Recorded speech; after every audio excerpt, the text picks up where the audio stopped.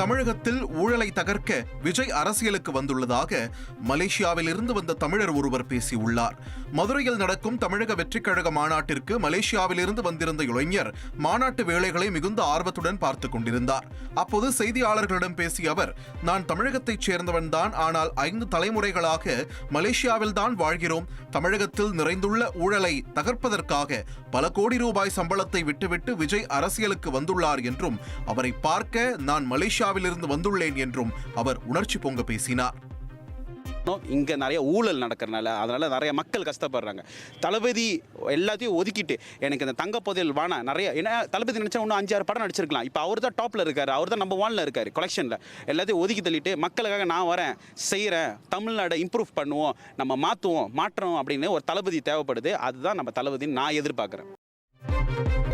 நலம் காக்கும் ஸ்டாலின், உங்கள் குடும்பத்தின் நலன் அரசின் பொறுப்பு.